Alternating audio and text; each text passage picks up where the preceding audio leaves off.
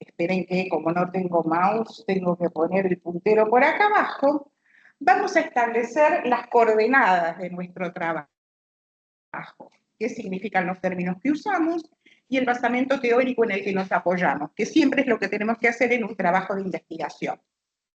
En primer lugar, trabajamos, es un plural majestático, trabajo, en el marco conceptual de los estudios de género, es decir, con perspectiva de género. En segundo lugar, con los instrumentos propios de la filología clásica en sentido amplio, a la que se suman distintos elementos conceptuales tomados de la teoría literaria y de la antropología histórica.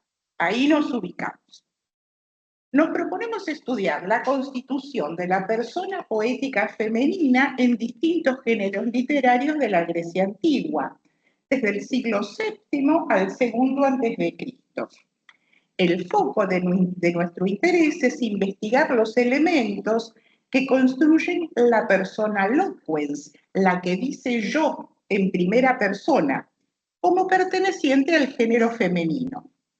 Pero vamos a incluir como preámbulo insoslayable lo que dicen como persona elocuentes, como voces enunciadoras, las mujeres de la épica.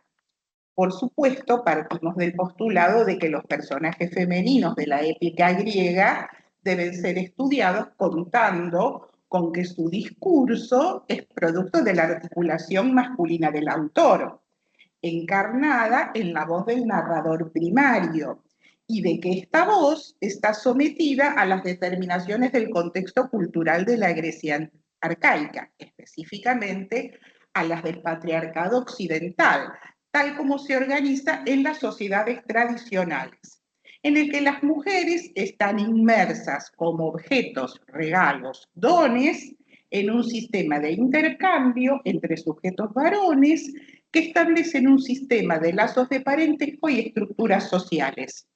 Ahí ya encuadramos absolutamente todo.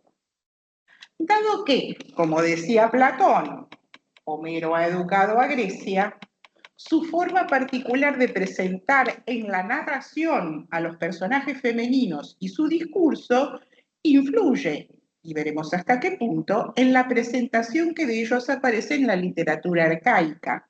Es la que hoy nos ocupará.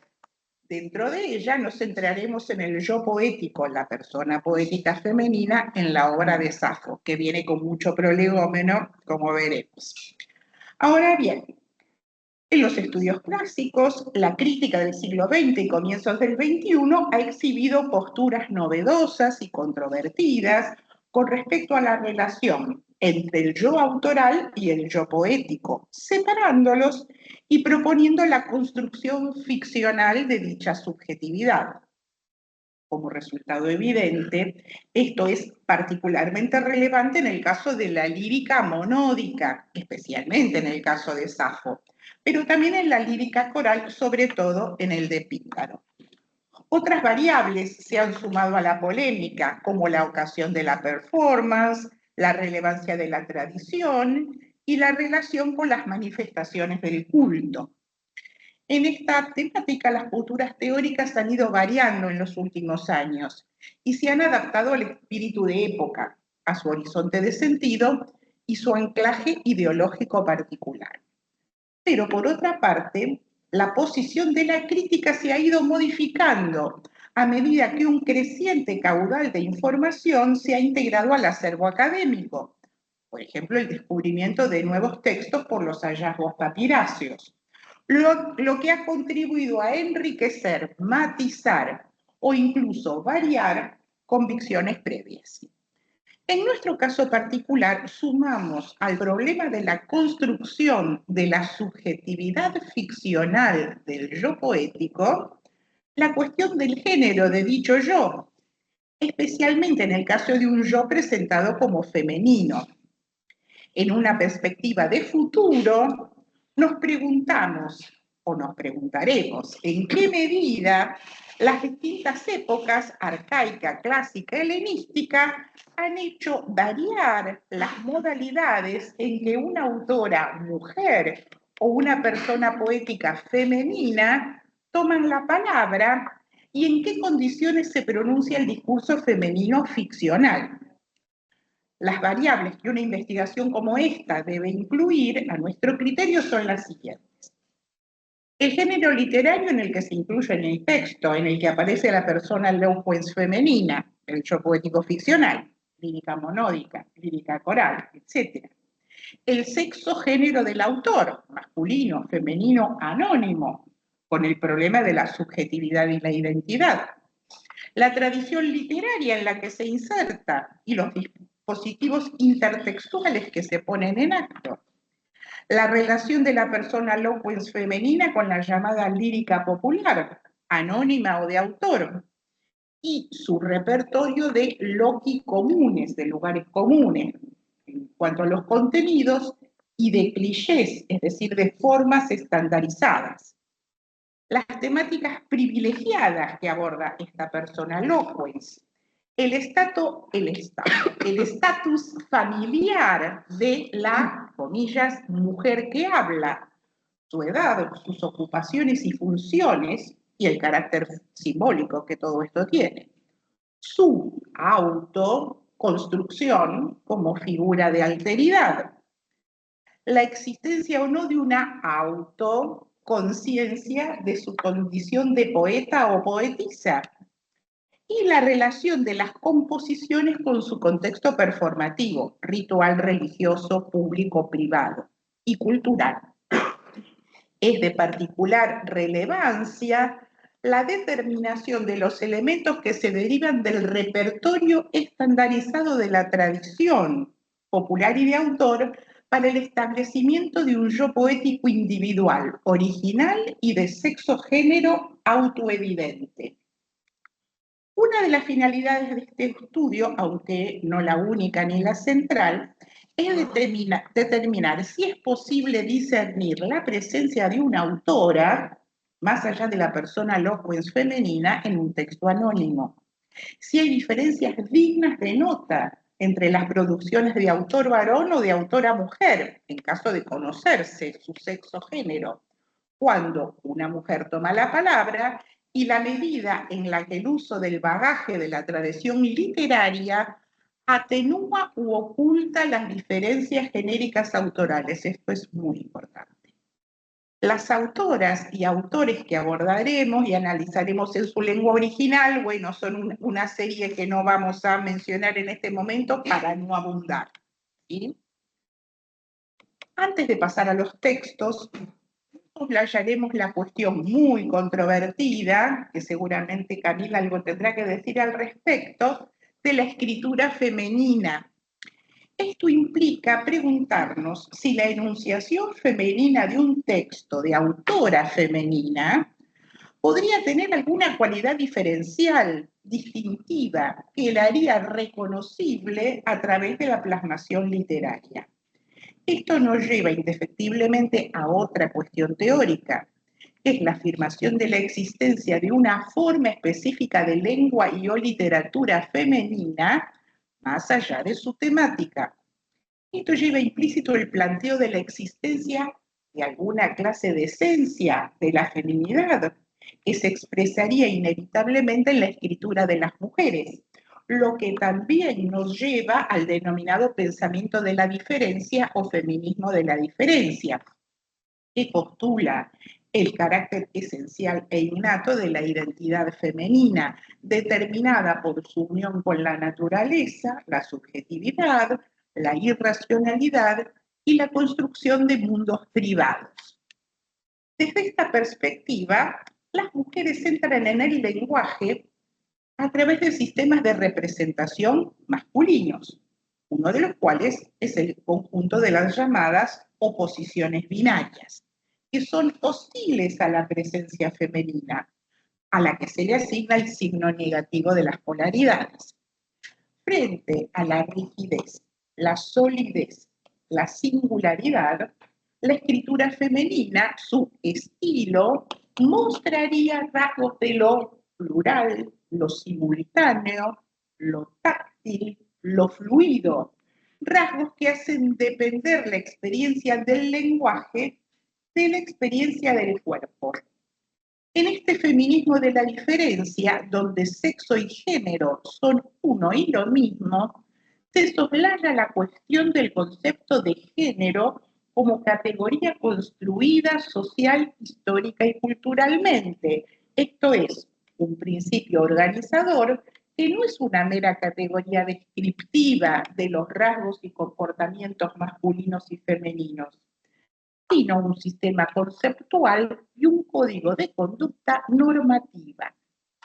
Hay, por supuesto, diferencias biológicas innegables entre mujeres y varones, pero lo determinante en la estructura social no es la diferencia misma, sino el modo en el que se la significa y la valora, el modo en que se la interpreta y se la vive. La estructura social que alberga el concepto de género es, por supuesto, el ya mencionado patriarcado. Volviendo a la identidad femenina, esta puede ser, de acuerdo con las teorías, innata o adquirida, dotada de rasgos claramente definidos y de una extensión generalizada en el tiempo y en el espacio. Pero el abanico de sus rasgos constitutivos está sometido a debate y no se llega nunca a un acuerdo en cuanto a la hora de describir esa naturaleza. Veamos algunos de esos patrones de comportamiento, ciertamente estereotípicos, que son asociados con la naturaleza psicológica e identitaria de la mujer. Esto es importante por lo que después vamos a ver con Sara. Se enumeran como atributos de la feminidad: la suavidad, la pulcritud, la delicadeza, la dulzura, la comprensión o empatía, la tolerancia, la protección y el cuidado, la demostración espontánea de afecto, la superior capacidad de comunicación verbal y lenguaje corporal, la respuesta emocional, la anteposición de lo emocional en distintos contextos y la diplomacia en la resolución de conflictos, contrastada con la frecuente respuesta agresiva masculina. No sé si nos vamos armando. Yo digo. Me represento. Intentaremos estudiar cómo se plasma este conjunto de atributos asignados al género femenino en los textos mismos. Si ponemos la lengua y la literatura en el centro de la discusión, resulta evidente por la experiencia que, en la práctica de la composición poética, las mujeres pueden escribir como varones y los varones pueden escribir como mujeres. En el caso de la literatura griega antigua, encontramos autores masculinos que construyen personas poéticas femeninas, y no al contrario, al menos en la documentación que ha llegado hasta nosotros. Y por supuesto, algunas pocas autoras femeninas que construyen personas poéticas femeninas. Para trabajar estas cuestiones, nuestra metodología básica, más allá de lo ya mencionado, concreta y específica. Se trata de prestar atención a las palabras, de efectuar lo que el New Criticism, con el que empezó, denominaba lectura atenta, close reading. La especificidad del estudio filológico, donde no hay mediación de la traducción, nos da el privilegio de acceder de manera más genuina a esos textos tan lejanos. Vayamos al principio del principio, a Homero y a la Ilíada. ¿Qué mundo construyen las figuras femeninas con su discurso? Briseida, Helena, Hécuba, Andrómaca. ¿Es coherente con el que construye la voz del narrador primario? ¿Cuáles son los rasgos que la conforman en el discurso del poeta y en el suyo propio? Cuando son personas elocuentes, personas que hablan, aunque sepamos que ambas enunciaciones provienen del mismo enunciador. El poeta elige subrayar ciertos rasgos en su propia palabra y otros en el de la persona que habla, la enunciadora mujer. Y si avanzamos un siglo más, ¿qué mundo construye la persona poética femenina en la lírica monódica? ¿Y cómo se relaciona con los rasgos subjetivos que ella construye sobre sí misma? Todas estas son preguntas y ahora vamos a pasar a Homero y Andrómaca. Al principio de toda la literatura occidental, Homero es una excepción. No es misógino, no es prejuicioso, no prescribe, solo muestra a través de su propia focalización de narrador primario el estado de cosas en su mundo representado con respecto a la condición femenina. Las mujeres ocupan en este mundo de la guerra y traspasado por los valores de su ética masculina y aristocrática, un lugar lateral, pero cuando aparecen son una presencia poderosa y están condenadas al sufrimiento, por lo cual, a través de su propia focalización y la de algunos personajes, como Héctor o Príamo, tiene el narrador primario una mirada piadosa y empática con respecto a su situación. Pero lo peculiar de la presentación de las mujeres homéricas, sobre todo en el caso que vamos a estudiar, el de Andrómaca, es el salirse de la norma, el presentar una personalidad propia, el no ser un tipo, sino una individualidad con una subjetividad claramente constituida. En el caso de Andrómaca, este salirse de la norma se da siempre en contraste y complementariedad con los atributos prescriptos por el imaginario social, es decir, una cosa no anula a la otra. Andrómaca no deja de ser la mujer que todos los varones desearían como esposa y madre de sus hijos, dado que así está presentada. Pero hay tres rasgos que la recortan y la diferencian de las mujeres ideales y perfectas de la sociedad patriarcal: la movilidad espacial, la expresión de sentimientos, además de la efusión emocional, y el uso del discurso con la intención de persuadir. Veamos primero qué sucede en la presentación de Andrómaca en el canto sexto a través de la focalización del narrador primario y de dos personajes: la despensera, que vendría a ser el ama de llaves del palacio de Héctor, y el propio Héctor.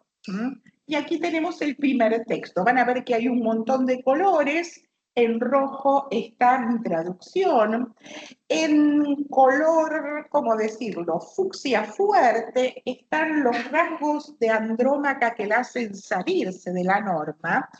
Y en esa cosa que vendría a ser una especie de turquesa azul petróleo, están los rasgos que hacen de Andrómaca una mujer dentro de la norma, ¿sí?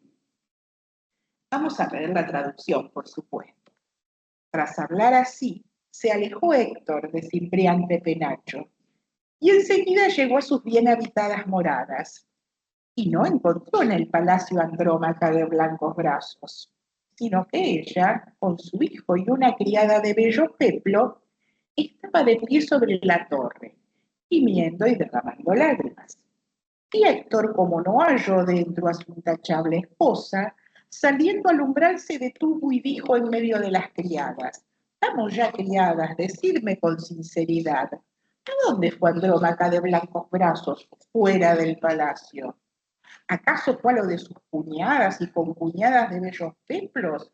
¿O al templo de Atenea, allí donde las demás troyanas de bellos bucles intentan aplacar a la terrible diosa?» A su vez, la despensera le dirigió estas palabras: «Héctor, ya que mucho ordenas que te cuente la verdad, no ha ido ni a lo de sus cuñadas, ni a lo de sus concuñadas de bellos templos, ni al templo de Atenea, allí donde las demás troyanas de bellos bucles intentan aplacar a la terrible diosa, sino que marchó a la alta torre de Ilión, porque escuchó que los troyanos están agotados y que un gran poderío es ahora de los aqueos. Y ella, presurosa, ha acudido a la muralla como enloquecida, y la nodriza lleva al niño consigo». Este es el texto. La suposición de Héctor es que su esposa solo puede salir de su casa para realizar actividades relacionadas con su rol de género: visitar a sus parientes mujeres, cumplir con el deber religioso. Pero lo que hace Andrómaca no responde a la norma, es anómalo, es propio de ella. No es un personaje pasivo, responde a su deseo y pasa a la acción. No se conforma con esperar noticias sentada en casa. Podemos suponer que, más que la suerte de los troyanos, lo que la angustia es la suerte de Héctor, pero el sentido del respeto de la Aidós no le permite a una esclava mujer, a la despensera, decirle tal cosa a su amo. Está preocupada por vos porque te quiere. No le puede decir esto. Andrómaca realiza un movimiento centrífugo, como enloquecida, dice el narrador primario, es decir, como el de una ménade, un movimiento propio de las mujeres que confunden los espacios y los roles. Las ménades se van al espacio de la naturaleza y en lugar de ser señoras que tejen, son cazadoras. Mientras que las mujeres troyanas como colectivo solo se mueven hacia adentro, no hacia afuera. Van a cumplir un ritual público, olímpico y centrípeto hacia la acrópolis de la ciudad.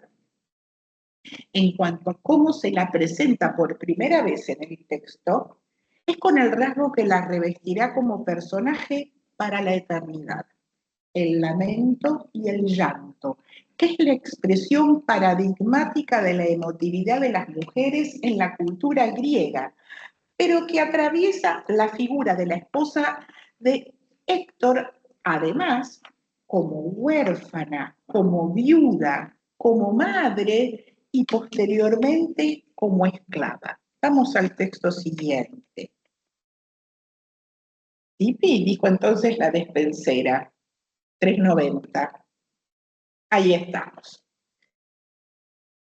Terminó el discurso de la despensera. Dijo entonces la despensera. Fíjense que están marcados en el texto todos los lexemas. Y él, porque Héctor también es como el correcaminos, anda todo el tiempo moviéndose de acá para allá, y él se precipitó fuera de la casa, otra vez por el mismo camino, a través de las bien construidas calles. Cuando atravesando la gran ciudad iba llegando a las puertas eseas, por donde iba a salir al campo, allí su esposa, rica en regalos, de frente llegó corriendo, Andrómaca, hija del magnánimo Eetión, el Eetión que había habitado al pie del boscoso Placo. Ahí puse espanalepsis emotiva, me quedó eso ahí guardado, no se preocupen. En Teba y Poplaquia, cuando reinaba sobre los cilicios. Su hija fue para Héctor de Broncíneo Casco.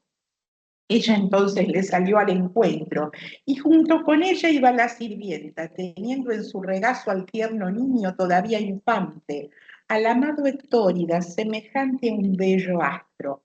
Héctor solía llamarlo Estamandrio, en cambio los demás Astianacte, pues Héctor único protegía Ilión. Él, por su parte, al verlo, sonrió al niño en silencio y Andrómaca se detuvo junto a él derramando lágrimas y lo tomó de la mano, lo llamó por su nombre y dijo su palabra. Hay cientos de cosas que no vamos a explicar de esto y solo nos vamos ni de este pasaje, ni del anterior, ni del próximo. Nos centramos en lo que es el tema, ¿sí? Cuando Homero describe a Andrómaca, lo hace destacando, subrayando uno de los rasgos centrales de la caracterización del sujeto femenino en la cultura griega, sus reacciones fuertemente emotivas ante los eventos funestos que aquejan su vida y la de sus filo, y es decir, los suyos, los seres de su círculo de pertenencia. Esa traducción de los amigos es completamente extemporánea. Los filos son los propios, los de uno.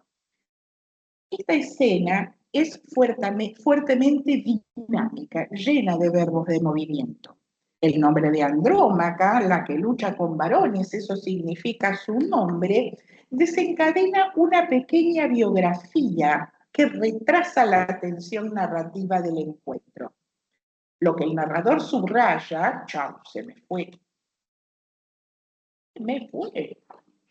socorro. Lo que el narrador subraya es el carácter de hija y esposa de la princesa, condiciones que remiten a su pasado feliz y al mundo de la paz. Héctor, que también es un personaje masculino anómalo, se permite manifestar su afecto por el bebé. Él también ha incurrido en un movimiento contrario al esperable. Ha penetrado en el espacio de la ciudad donde están las mujeres, con la secreta esperanza de ver a su mujer y a su hijo. Héctor, a diferencia de Andrómaca y como varón que se precia, es autocontrolado, pero ella lo conoce y se toma de su gesto amoroso, la sonrisa, para pedirle piedad para el niño y para ella. El verso 406 es formulario y suele introducir un grado de intimidad entre hablante y oyente, y señala que el oyente quiere establecer una intimidad aún más estrecha, el hecho de tomar de la mano.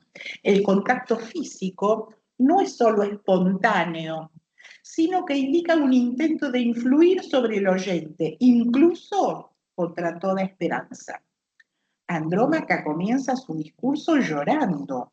Sus lágrimas anticipan su inminente desconsuelo. Estas son las dos últimas palabras de la escena del lamento que ella pronunciará en el funeral de Héctor y en toda la Ilíada, en el canto 24, verso 745.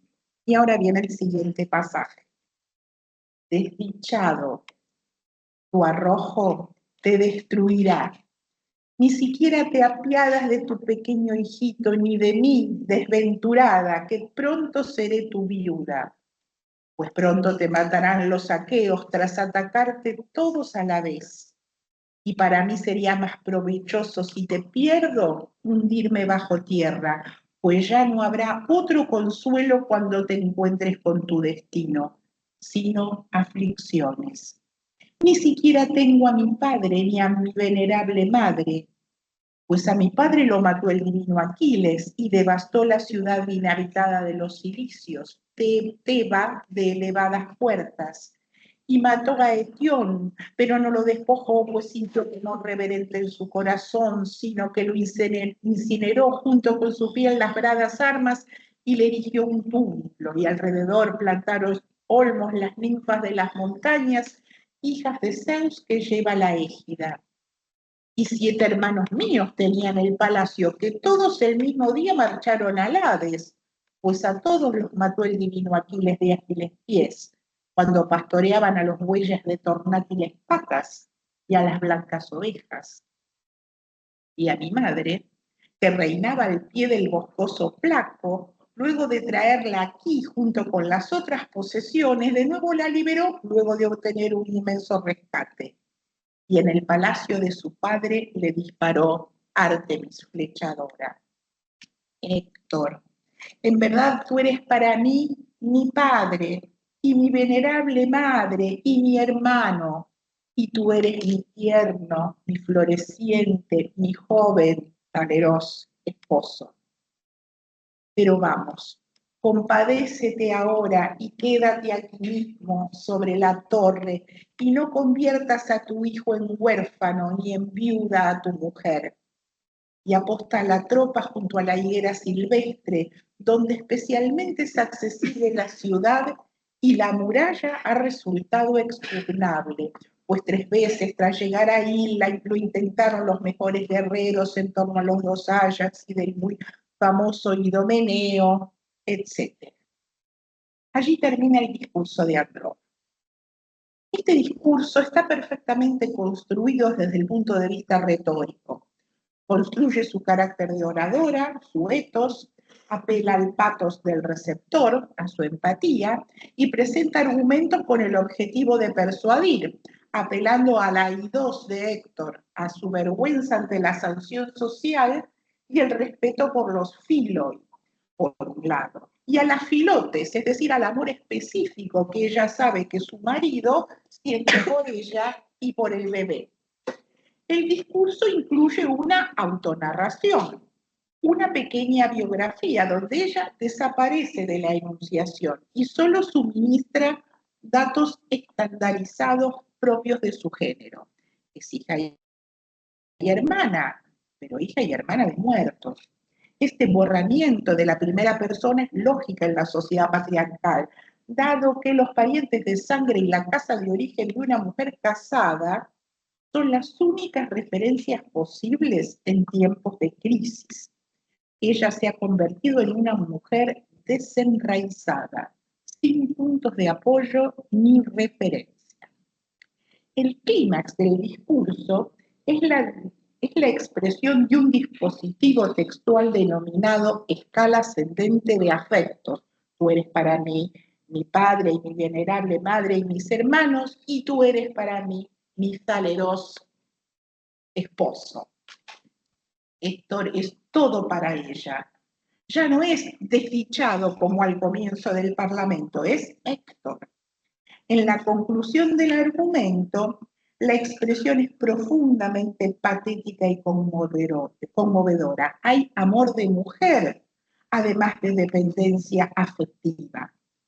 Valeros, este adjetivo sobre el cual vuelvo más de una vez, floreciente, joven, tierno, que está en la plenitud, es un adjetivo que se usa aplicado a los miembros de un matrimonio en el apogeo del comienzo.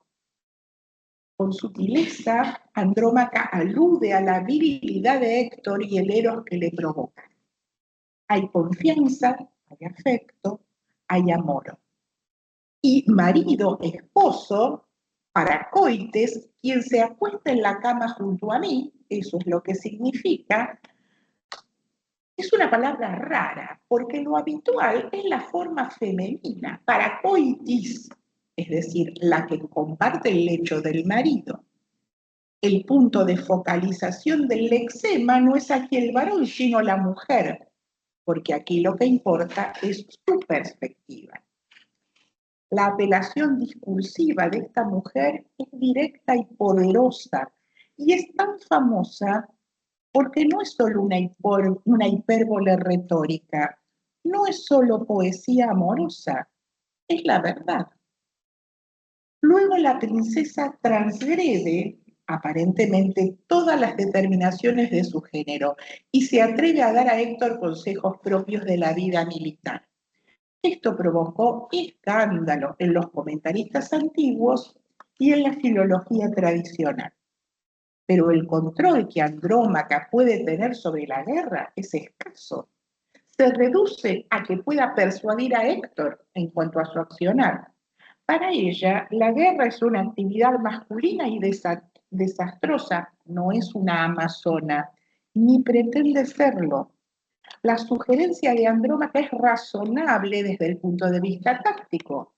Reagrupar las tropas para defender la sección débil en sus espaldas, las espaldas de Héctor en la muralla. Y sus consejos son exclusivamente defensivos. Lo que quiere siempre preservar la vida de los que ama. Y ella hace a Héctor responsable de su futuro y del futuro de todos. Pero de manera trágica, el consejo es inadecuado para Héctor, quien, a pesar del sufrimiento que le produce, nunca duda en cuanto a sus lealtades contrapuestas. Este es un gran tema de la Ilíada, el deber guerrero por sobre el amor. En el final de su discurso, nuevamente la princesa desafía las expectativas convencionales sobre el comportamiento de las mujeres, pero es coherente con el resto de su comportamiento anómalo. En efecto, por ejemplo, en el canto octavo, Héctor comenta que ella es la que se encarga de alimentar a sus caballos. Pero estos detalles no hacen dudar de su feminidad, ni de su amor por Héctor, sino que ella explota las posibilidades que tiene una mujer dentro del mundo médico de manifestarse fuera de la norma. Y esto es precisamente lo que la hace a ella y a su matrimonio vívidos y creíbles. Veamos casi el último pasaje. ¿Qué le dice a Héctor y cómo la construye? He sacado un montón de cosas, pero digamos, no me preocupa tanto el dolor futuro de los troyanos, ni el de la propia Hécuba, ni el del soberano Príamo, ni el de mis hermanos, que muchos y valientes puede que caigan en el polvo bajo los enemigos, cuanto el tuyo, tu dolor, cuando alguno de los saqueos de broncíneas túnicas te conduzca llorosa tras arrebatarte el día de la libertad. Y estando en Argos, quizás tejas la tela para una extraña y acarrees el agua de la fuente Meseida o la Hiperea, muy contra tu voluntad, y te oprimirá una feroz necesidad. Y algún día puede que alguien diga al verte derramar lágrimas, esta era la mujer de Héctor, quien solía sobresalir a luchar entre los troyanos domadores de caballos cuando luchaba en torno a Ilión. Así dirá alguien un día, y para ti habrá otra vez un nuevo dolor, por faltarte un marido tal que aparte de ti el día de la esclavitud. Pero ojalá a mí, ya estando muerto un montón de tierra me oculte, antes que advertir tu grito y ver cómo te arrastran. Muy brevemente señalemos el énfasis semántico que aparece en la respuesta de Héctor. No responde a nada de lo que ella le ha planteado. No está dispuesto a discutir en detalle, porque no puede decirle directamente que no, pero utiliza nuevamente la escala ascendente de afectos, donde lo que importa es el último término, ella. El dolor profundo de Héctor se manifiesta en una escena prospectiva e imaginaria. Lo que padecerá Andrómaca no tendrá que ver con lo que ella es en sí, sino con lo que le corresponde a su rol de género. Es lo único que el enemigo verá de ella, una cautiva llorosa, una esclava de otra mujer. Héctor, por pudor y respeto, deja de lado las implicancias sexuales de la esclavitud y se concentra en las tareas domésticas, pero las alusiones al sexo forzado son evidentes. El borramiento del personaje femenino en tanto sujeto individual se acentúa. Solo será la mujer de Héctor, una hembra desamparada por la ausencia de un varón que la defienda. Héctor apenas puede mirar de frente a Andrómaca en este punto. Su corazón está quebrado y vuelve como recurso su atención hacia Nate. Su rol de género, el de Héctor, también está desafiado. Ya no es un varón convencional, igual que ella no es una mujer convencional. A ambos les sucede al final de sus discursos. Por un instante, Héctor no será el matador de hombres, sino un padre amoroso. Es la escena en que él alza al bebé y lo acuna. Esa parte, para que no lloremos, no la dice. Sigue. Tras hablar así, sigue Cami, tras hablar así, en los brazos de su esposa puso a su hijo, y ella lo acogió en su perfumado regazo, entre lágrimas riendo. Y el esposo, al darse cuenta, se compadeció y la acarició con la mano y le dijo su palabra y la llamaba por su nombre. Desdichada, no te aflijas en exceso en tu corazón. Pero vamos, yendo a casa, ocúpate de tus labores, el telar y la rueca, y ordena a las sirvientas aplicarse al trabajo. La guerra, por otra parte, será preocupación para los varones todos, los que han nacido en Ilión, y especialmente para mí. Entonces, tras expresarse así, el ilustre Héctor tomó el casco de cola de caballo y su esposa marchó a casa, volviéndose de cuando en cuando, derramando floreciente llanto. Y después, enseguida, llegó a la morada bien habitable de Héctor, matador de hombres, y adentro encontró a muchas sirvientas, y suscitó el lamento en todas ellas. Ellas, aún vivo, lloraban a Héctor en su propia casa, pues no creían que ya volvería de vuelta del combate tras huir del valor y las manos de los aqueos. En su último discurso, Es bello, ¿no? En su último discurso, Héctor trata de que todo vuelva a su lugar y restaurar los ámbitos y actividades que corresponden a cada género. Pone al niño en brazos de su madre y ella llora y ríe a la vez, quebrada por la tensión de las complejas emociones en conflicto. Es la única vez que algo semejante ocurre en Homero.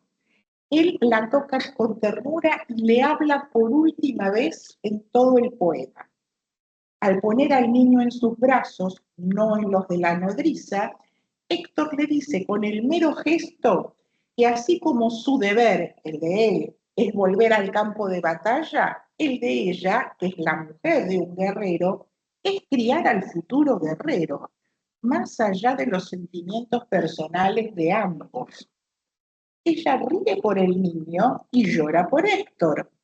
Esta respuesta gestual profundamente emotiva provoca la respuesta emotiva de él, que es afectiva pero autocontenida, como es esencialmente el héroe en todas sus manifestaciones. Recuperar la asimetría de la posición de género es también sentir piedad. Sentir piedad es característico de un sujeto que se encuentra en una posición superior con respecto a otro, que está disminuido en su condición subjetiva. Al dirigirse de nuevo a su mujer, Héctor lo hace habiendo recuperado su rol de sostenedor, que es parte de la dominación paternalista del contrato no escrito establecido entre varones y mujeres, pero que parecería también ser una de las demandas típicas de las mujeres, que un hombre se haga cargo de sus responsabilidades, sin flaquear, apelando a la justa medida, incluso en el sufrimiento. Héctor se vuelve suavemente a las cuestiones prácticas y pone a Andrómaca en su camino. Estar en casa haciendo un movimiento centrípeto, tejer e hilar, que son tareas femeninas centrales en el mundo homérico y en el mundo antiguo en general. Concentrada en la labor doméstica idealizada, estará ocupada y dando instrucciones a las criadas cuando llegue la noticia de la muerte de Héctor en el canto 22. Héctor también retoma su rol y el movimiento centrífugo. Se calza el casco de guerrero y sale al campo de batalla. Es nuevamente, como dice el texto, el matador de hombres. Pero su esposa regresa dándose vuelta continuamente en una última imagen de ternura y tristeza. Ahora bien, por medio del mandato de hilar y tejer, Héctor ha puesto a Andrómaca en el lugar de la parca. Los vestidos se convertirán en mortaja y ella, una más entre todas las mujeres del palacio, cumplirá otro de los roles centrales de su género, llorar a los muertos, aunque él esté vivo. El poeta hace explícitos los tonos fúnebres de todo el episodio. La elevación del goos, un lamento agudo, emotivo e improvisado, cuya emisora es siempre una mujer, es devastadora y paradójicamente es lo opuesto a lo que Héctor propone, que es actuar constructivamente, orar a los dioses, trabajar. Nada de eso sucede.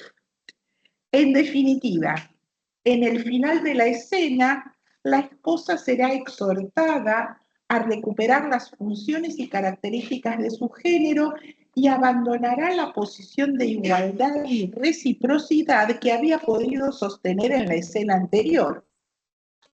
La exhortación de Héctor para que ella retome sus roles de género no tiene la intención de darlo a su esposa órdenes, como decían algunos señores tradicionales, como si fuera una esclava, la cautiva de la fantasía verbalizada con anterioridad.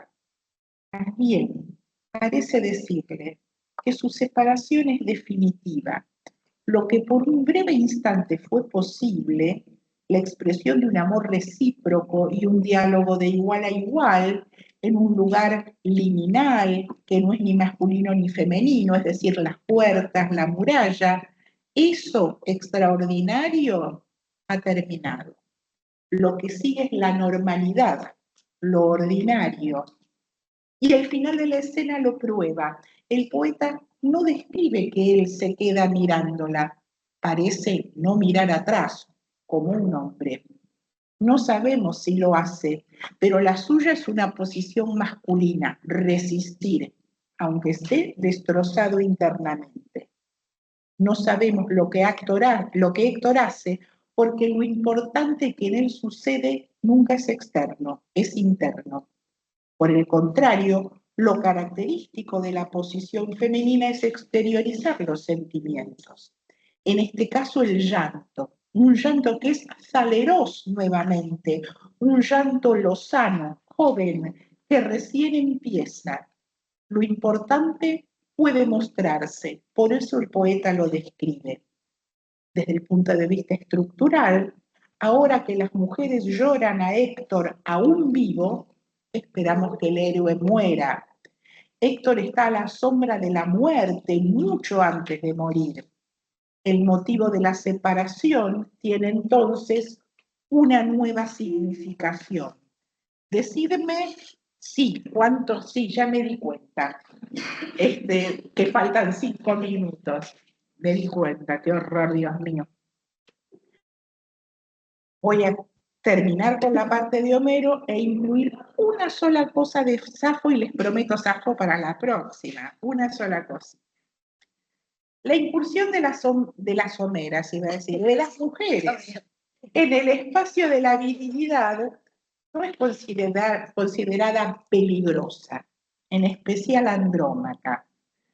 Pero lo masculino es en ellas, esto lo dice Marilyn Albright, que es una gran filóloga, lo masculino en ellas es algo pasajero y es la estrecha relación que tiene con su marido la que le permite tomar prestadas provisoriamente algunas de sus cualidades, sin que esto la haga objeto de censura social. Ahí termina la cita de Arthur.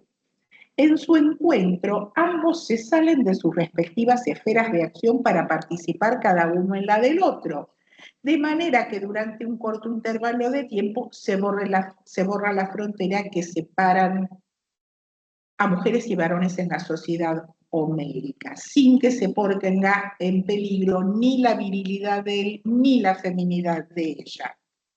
El canto sexto ha puesto en claro que ella tiene una relación única con la guerra, con su ternura maternal y conyugal, con su rica emotividad femenina, su inteligencia y agudo realismo, y su profunda implicación en las circunstancias, Andrómaca es la portadora del dolor de todas las mujeres en la guerra, pero ella es la más vulnerable de las mujeres troyanas, porque es la esposa del jefe, el peor enemigo de Aquiles y la encarnación más completa de su inminente destino.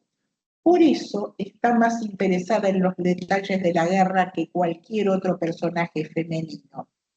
Es más trágica que Helena, porque no está resignada al papel que los dioses le han asignado. No puede abandonar sus esperanzas, aunque estén destinadas a no cumplirse. Ahora bien, en la Ilíada, el discurso de Andrómaca y el de todas las mujeres mortales resulta entonces impotente e ineficaz. Desde el punto de vista retórico estoy diciendo, ninguna persuade a ningún varón de nada. Sabemos que incluso en una guerra y en Troya, aún en una sociedad patriarcal, las mujeres pueden tener algún rango de acción efectiva e incluso manipular a los varones, como hace Hera en el canto 15. Pero en el mundo real representado del poema, las mujeres mortales son figuras cuyos rasgos empáticos el poeta subraya, sin circunstancias mitigantes empáticos con el oyente. Su tragedia de mujeres es completa. Son personas intensas, emotivas, inteligentes, actuantes e individuales. No son manada, la palabra que está de moda, pero están atrapadas en una valoración asimétrica y están destinadas siempre a volver a la pasividad. Aquí termina la parte de Homer. Y ahora venía una larga cuestión teórica acerca del yo autoral, yo subjetivo, yo poético, yo ficcional, yo recreado, en el caso de Safo. Pero para terminar, y para que veamos cómo retoma Safo en este primer texto, que es el único que vamos a ver, el intertexto homérico, vamos a ver el fragmento 44. ¿No? Y vamos a ver qué sucede, porque acá el tema es una historia andrómaca. Volvemos a lo que habíamos comentado cuando trabajamos el texto de Andrómaca, en el medio me pasé 2 páginas, y las variables del movimiento y la construcción del mundo individual. En el caso de Safo, proponemos que, invirtiendo el paradigma de la mujer homérica, la persona poética de Safo permanece fija en un espacio alrededor del cual todo se mueve, donde los objetos de amor entran y salen, y lo único que permanece es una subjetividad anclada en el amor y la belleza. Este es mi postulado, esta es mi hipótesis de trabajo con la que se supone que algún día se enterarán de lo que sucede. Ese amor y esa belleza pertenecen a un mundo privado, ficcionado, creado y romantizado, separado de la vida normal e inaccesible a los demás. Y ahora vamos a ver este fragmento 44. Está rotísimo, como se puede apreciar, pero vamos a concentrarnos en lo que nos importa. Chipre, dice por allí, llegó el heraldo Ideo, que es el nombre de un heraldo troyano, veloz mensajero, y de Asia toda gloria imperecedera, Cleos África. Héctor y sus compañeros traen a la doncella de vivaces ojos, desde la sagrada Teba y de Placia de bella corriente, a la dedicada Andrómaca en naves sobre el mar salado, y muchos dorados brazaletes y vestidos purpúreos, perfumados, adornos primorosos e innumerables vasijas de plata y marfil. Así dijo, y enseguida se puso en pie el padre amado, Príamo, y el rumor se extendió por la vasta ciudad hasta los suyos. Y al punto, los ilíadas a sus carros de bellas ruedas uncieron las mulas, y subió la multitud toda de mujeres y muchachas de esbeltos tobillos, y las hijas de Príamo a su vez por separado, y los hombres uncieron caballos a los carros, y los muchachos todos y magníficamente los aurigas, que ahí hay un claro, semejantes a los dioses, sagrado en conjunto avanzan hacia el león, y el dulce canto de una flauta y una cítara y el ruido de los crótalos, y con voz armoniosa las muchachas entonaban un cántico sagrado, y llegaba hasta el cielo un rumor prodigioso, y había en todas partes por las calles cráteras y copones, mirra y casia e incienso se mezclaban. Las mujeres más viejas ritualmente ululaban, y todos los varones clamaban alto y bello, llamando a Peán flechador de bella lira, y celebraban con himnos a Héctor y Andrómaca semejantes a dioses. Utilizamos este poema como transición, ya que se trata de un texto donde la persona loquens no dice yo. Se trata de una descripción de la llegada a Troya de Héctor y Andrómaca como prometidos desde la patria de la novia hasta su nueva morada, donde se celebrará la boda.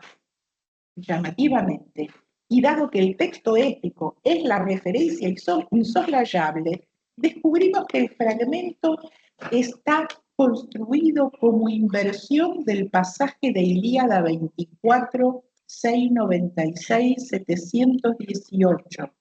Allí, Príamo llega a Troya con el cadáver de Héctor, guiando un carro con caballos y mulas.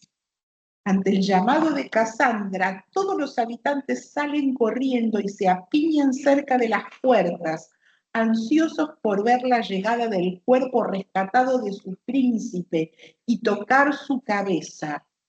A todos los invade una pena incontenible, lloran y se lamentan. Es el preludio de la extensa escena final del poema, la de los funerales de Héctor, así como en el fragmento de Safo se describe el preludio de la gran escena que debía de ser la ceremonia nupcial en sí. Es decir, dos ocasiones religiosas y rituales por excelencia, matrimonio y funeral, vida y muerte, con los mismos protagonistas en circunstancias contrarias. Lo que nos importa destacar es cómo la poetisa elige, de entre todos los novios prometidos posibles del mito, los más improbables para augurar felicidad. Los especialistas discuten que pueda tratarse de parte de un epitalamio o no. A esto se dedican básicamente, ya que no sería un buen presagio usar como modelo de matrimonio feliz el compuesto por un guerrero asesinado y una mujer esclavizada. Sin embargo, y más allá de esta controversia, lo que interesa destacar es que el objetivo del yo poético es precisamente producir una transformación completa del contexto y llevar a los protagonistas y su circunstancia a su mundo poético individual. Héctor y Andrómaca están traspasados de luz y de música, de cantos y aromas deliciosos. Todo es belleza y felicidad. Las breves escenas festivas en radiante plenitud cruzan ante el receptor en rápida secuencia y cada pequeña acción se disuelve en la otra. Pero esta mujer, Andrómaca, no se mueve sola como la de la Ilíada, es traída junto con el resto de las valiosas pertenencias que constituyen su dote. Esta realidad se construye con los elementos que serán característicos de la representación del mundo del yo poético en la poesía de Safo. Aquí no brillan las armas de bronce, sino el oro y la plata de los objetos que constituyen la dote de la novia. En el aire no se huelen la sangre y el sudor de los guerreros, sino los perfumes más preciosos destinados a las ocasiones solemnes. La ciudad no se llena con gritos y llantos, sino con los cantos rituales de gozo de varones y mujeres que participan de la alegría de la pareja y el sonido de muchos instrumentos musicales. Allí, en el contexto más sorpresivo, el de la tragedia de la muerte, Safo pone en escena un mundo transfigurado, donde habitan todas las fruiciones de la sensualidad, la exacerbación del placer de los sentidos y la celebración de la belleza como metáfora de la felicidad. Y acá tenemos que terminar, porque se me terminó el tiempo. Y prometo seguir la próxima con el resto de los poemas de Safo. Muchas gracias.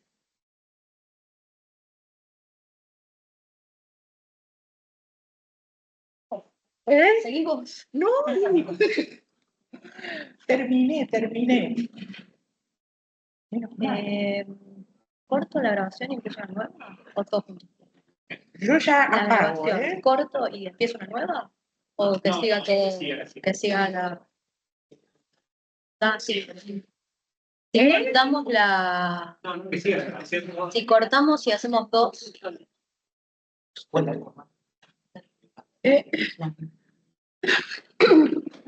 Pero lo otro era lo más normal. ¿Puedo desenchufar esta ya? Sí, ya lo desenchufé. Ya apago todo. ¿Está cómodo esto? Sí, tranquilo. También va a venir, bueno. No sé aún. A ver si hay forma de hacer tipo pantalla.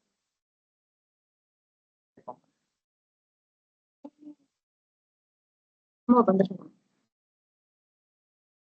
Ah, pero ahí no veo por las dudas los.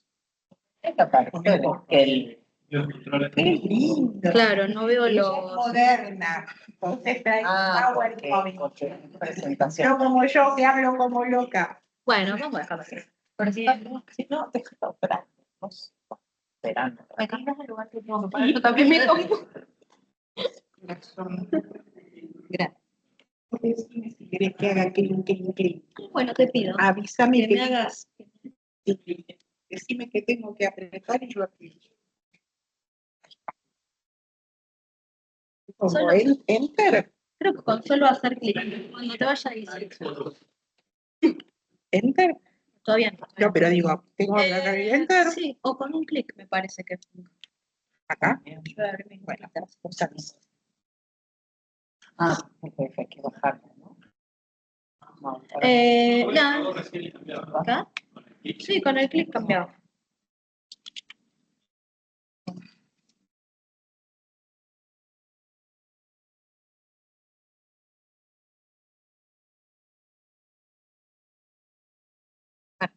Así.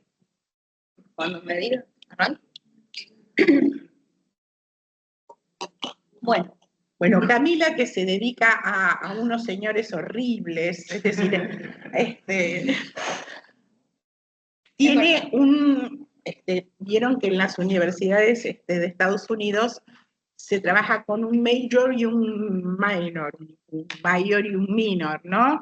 El major de ella son esos señores horribles, Aristarco de Samotracia y otros seres infectos, pero a lo otro que se dedica es a la reescritura femenina de los mitos. Por eso esta conferencia. Con casi. Porque dice mi mamá que no se me ve, solamente Pero, por eso.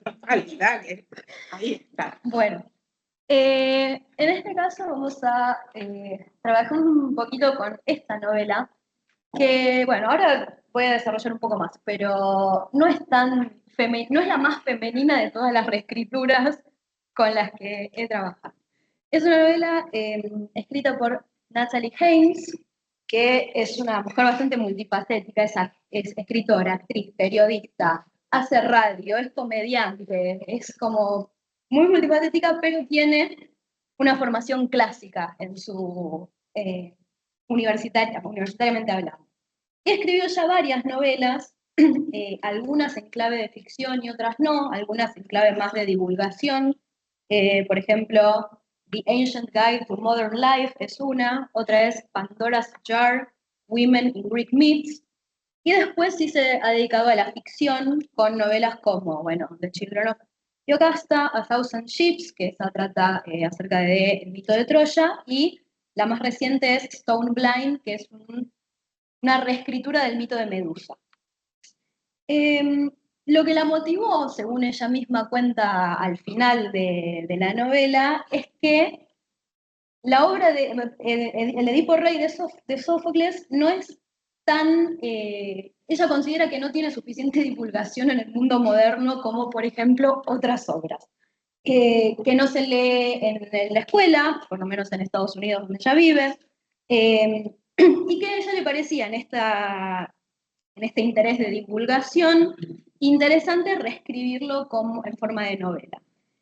Y ella dice que, bueno, ya que voy a hacer esto, lo que le parecía más espectacular era hacerlo desde el punto de vista del personaje que a ella más la convoca y que más la intriga. A saber, Yocasta. Eso me pareció interesante cuando ella lo dice porque vos, Marinés, precisamente, en un artículo decís que la crítica de Sófocles de los siglos XX y XXI se ha dedicado muy poco a profundizar en el personaje de Yocasta, como si lo ha hecho, por ejemplo, las ciencias sociales o el psicoanálisis, que se han enfocado un montón en la reina.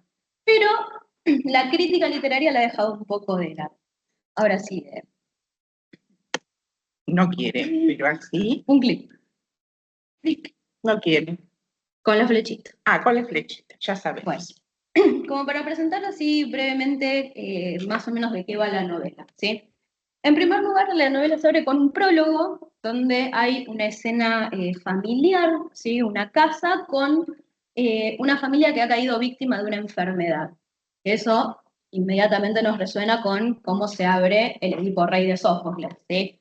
Esta escena en la que llegan el coro no, llega el coro representado con una persona que es el que viene a implorarle a Edipo que, así como él venía ya resolviendo históricamente los problemas de Tebas, que resuelva también la cuestión de la peste que aqueja a la ciudad.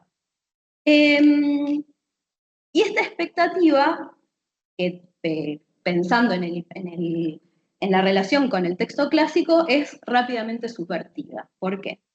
Porque después empieza ya el primer capítulo y tenemos una narradora en primera persona y la señal 60 años más tarde. O sea, esa expectativa que quizás teníamos de, bueno, se trata de la peste que está quejando a Tebas al comienzo del Edipo Rey, bueno, pues no. Tenemos 60 años más tarde y una narradora en primera persona que es Ismene, la hija de Edipo y de Yocasta. Los capítulos a partir de ese momento se alternan entre esta narradora en primera, que es Ismene, y un narrador en tercera persona que está concentrado en Yocasta, ¿sí? Y van uno y uno. Y temporalmente hablando, los capítulos de Ismene se ubican 10 años después de la muerte de sus padres, 10 años después de la muerte de Edipo y de Yocasta. Y otra cosa que es interesante, vienen 10 años continuos de gobierno alternado entre Eteocles y Polinices, que eso también subvierte un poco las expectativas a partir de la tragedia de Sófocles, ¿no? Las tragedias y de Esquilo. Y después, lo que tiene que ver con Yocasta es un narrador en tercera persona y va contando su vida desde su juventud, específicamente desde el momento en el que el matrimonio con Layo es concertado por sus padres, hasta su muerte. Bien. Para armar como muy rápidamente un marco teórico con qué categorías teóricas encaré yo el estudio de esta novela.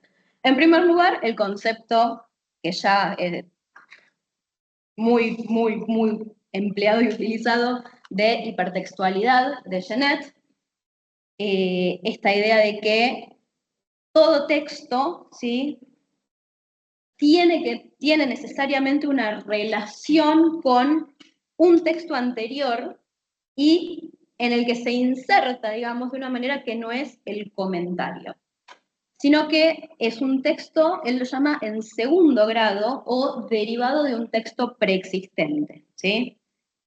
Y los ejemplos que da Genet de esta forma de relaciones textuales, ¿sí?, concretamente de la hipertextualidad, es el de una operación de transformación, ¿sí? Puede ser que el texto B, ¿sí?, no hable en lo absoluto del texto A, pero no podría existir sin él. Es decir, no podría haber, por ejemplo, la novela de Natalie Haynes si no hubiera existido Edipo Rey de Sófocles. Y él da estos ejemplos, ¿sí? La Eneida y el Ulises de Joyce, que son los hipertextos más conocidos de la Odisea, ¿sí? Así como el Ulises transpone la acción de la Odisea a el Dublín del siglo XX, o sea que extrae un esquema de acción y de relación entre personajes, y de una manera distinta la Eneida cuenta una historia completamente distinta de lo que cuenta Homero, pero a su manera, inspirándose en el tipo genérico, ¿sí?, en lo formal y en lo temático. Bien, y otro concepto que es interesante para mí es la cuestión de los procedimientos de transvalorización y de recontextualización que tienen siempre las reescrituras, ¿sí? Básicamente por esta cuestión de que todo hipertexto se tiene que adaptar, o no es que es una norma, pero naturalmente se adapta por lo general a los valores propios del contexto social de llegada, ¿sí? El texto adaptado, en este caso, por ejemplo, la novela, tiene un sentido en sí mismo, ¿sí? Funciona por sí mismo en todas sus partes y aporta potencialidades expresivas, pero hay que pensarlo también en el contexto histórico, social, cultural, político en el que se inserta, para comprender básicamente qué es lo que mueve a un autor a reescribir un texto clásico, ¿sí? Entonces, la fuerza interpretativa, que es lo que a mí me parece más valioso, no está simplemente en leer el texto por sí mismo, sino en pensarlo en términos de recontextualización. O sea, qué es lo que esta novela, cómo toma y recontextualiza, por ejemplo, las problemáticas de el Edipo Rey, de Antígona, etc. Hoy en día tenemos una proliferación de reescrituras, en su gran mayoría de autoras femeninas, ¿sí? De mujeres, y que están atravesadas fundamentalmente por las reflexiones de los movimientos feministas, ¿sí? Los objetivos son variados. Acá consigné algunas solamente. Todas buenas, estas todas las recomiendo. Pero bueno, los objetivos van variando. Por ejemplo, The Silence of the Girls, el objetivo principal es dar voz a los personajes silenciados, a Briseida, particularmente en la Ilíada, ¿sí? Otros se enfocan en contar historias que son tradicionalmente masculinas desde la focalización de sus personajes femeninos, como por ejemplo The Penelope de Margaret Atwood.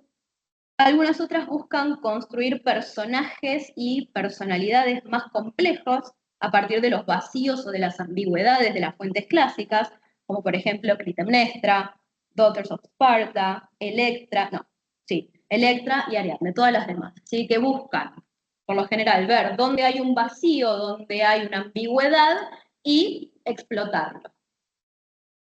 En este caso, en el caso que nos convoca, lo que a la autora le interesa no es específico, o por lo menos desde esta lectura que estamos haciendo el día de hoy, no es específicamente pensar en las mujeres, en tanto mujeres, sino que ella no puede salir de lo que dice que le importa desde el principio mismo, desde la primera vez que ella leyó Edipo Rey, que es lo que ella llama the sheer weight of inevitable plot, o sea, lo que pesa siempre que uno ve Edipo Rey o lee Edipo Rey es cómo la trama no hay forma de que no se sucedan las cosas como se tienen que suceder, que es la maestría de Sófocles, por supuesto, al construir esa tragedia.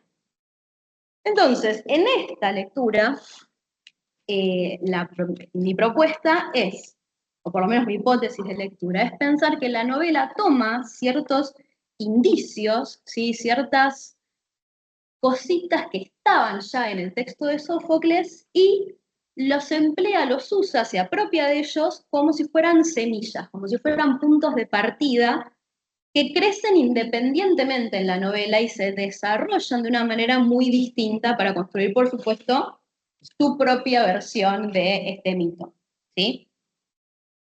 Estos indicios, ahí hay una nota al pie, dice que ya estaban en el hipotexto clásico, y lo que yo considero en este momento hipotextos de esta novela son el Edipo Rey de Sófocles, Antígona de Sófocles, y un fragmentito de este Sícoro que trata también acerca de Yocasta. Esta novela a mí me parece particularmente interesante porque algunas, no todas, pero algunas, de esta serie de reescrituras demuestran claramente un trabajo intertextual con textos concretos, ¿sí? Hay algunas que se enfocan más en una cuestión de retomar personajes, retomar escenas de los mitos, pero hay otras, como por ejemplo The Silence of the Girls de Pat Barker, y esta, donde se puede ver que hay claramente un texto clásico que actúa como hipotexto, con el que la novela está claramente dialogando, ¿sí? Entonces, no hay solamente una reflexión en esta novela, por ejemplo, acerca de lo que podemos llamar el contenido mítico, sino que hay también una reflexión acerca de la forma, ¿sí? Hay un diálogo entre el género novela y el género tragedia o el género lírica, ¿sí? Bueno, para charlar un poquito acerca de Yocasta, que vamos a ocuparnos primero de esa parte, esos capítulos de la novela, ¿sí? Pero volviendo a Sófocles, obviamente, ¿sí? Los elementos que, a mi juicio, la novelista toma de Yocasta y que funciona como el hilo conductor de toda la novela es esta representación que hace Sófocles de Yocasta como una mujer racional, ¿sí? Como una mujer preocupada por el plano cívico, que descree de la verdad de los oráculos, por ejemplo, que eso es sumamente escandaloso, como dijo Martínez antes, ¿sí? Y que manifiesta ya en la tragedia un acercamiento racional a los hechos, ¿sí? Yocasta en la tragedia busca pruebas, busca evidencia un proceso lógico de deducción, al igual que Edipo, por su parte, pero Yocasta también, que es algo que a menudo pasa un poco desapercibido, ¿no? Algunos ejemplos de esta personalidad de Yocasta que estamos planteando, ¿sí? Esto es lo primero que dice Yocasta cuando ingresa. Para recordar, están Edipo y Creonte discutiendo, a las piñas casi, y Yocasta sale del palacio y se encuentra a su hermano y a su esposo en esta situación. Y entonces les dice, ¿por qué miserables han dado origen a esta absurda o a esta irreflexiva discusión? Abulon, que es el término en griego. ¿No les da vergüenza revelar males privados cuando la tierra está así de enferma? O sea, ya de entrada ella se muestra como todo lo contrario a una mujer modelo, ¿sí? Una mujer que está preocupada por el afuera, por el ámbito cívico, por la polis. ¿Y qué les dice? Bueno, los males privados, lo que es propio de uno, lo que es personal, no hay que removerlo afuera, a la vista de todo el mundo, ¿sí? Y menos en una situación en la que estamos, que es la de la peste, ese es el contexto, ¿sí? El siguiente. Es un diálogo muy cortito, son 2 versos nada más, no es el diálogo completo, por supuesto, pero acá se ve muy claro esta cuestión de la racionalidad de Yocasta al momento de analizar, bueno, a ver, ¿cuáles son las pruebas? ¿De dónde viene lo que se está planteando? Edipo le explica que el enojo que él tiene con Creonte dice que yo soy el asesino de Layo, con Creonte y con Tiresias, ¿no? Y Yocasta le dice, ¿lo sabe por sí mismo o se ha enterado por otro? ¿Sí? Syuneidos es el término en griego. Yo lo estoy resaltando acá como si se viera ahí. Está subrayado. Este término el participio en griego significa esto de, bueno, haber aprendido algo, haberse enterado algo y poder luego testificar acerca de eso, ¿sí? Y lo refuerza con la cuestión del autos, ¿sí? Por sí mismo lo sabe, lo ha visto, lo ha percibido por sí mismo, o se lo dijo otro, ¿sí? Que esto va a ser después fundamental para la relectura que hace Haynes y la reescritura. Bien, la próxima. Cuando Yocasta llega el momento en el que ella ya está como, bueno, vamos a calmarnos, y le quiere demostrar a Edipo que todos los miedos que a él lo están torturando son infundados, le dice, tú ahora, liberándote a ti mismo de lo que estás diciendo, escúchame y aprende que nada mortal, lo dice en neutro, ¿sí? Broteion uden, o sea, lo mortal en su generalidad, nada mortal posee el arte adivinatoria, y te mostraré pruebas concisas de esto. O sea que, de nuevo, en su discurso ella intenta siempre argumentar desde la prueba, desde lo material. Bueno, esto es una prueba fáctica, ¿sí? Y el último, ella dice esto de Edipo. Dice, Edipo está exaltando demasiado su ánimo con penas de todo tipo, y no está juzgando, no está razonando, valga la redundancia, como un hombre racional. No está juzgando lo nuevo por lo viejo, o sea, no está interpretando lo nuevo a partir de los indicios previos, sino que está a merced del que habla, si es que este anuncia terrores. Bueno, esto en cuanto a Sófocles. Después, en cuanto a este Sícoro, que este también está todo roto, pero hay un pedacito que más o menos se puede leer.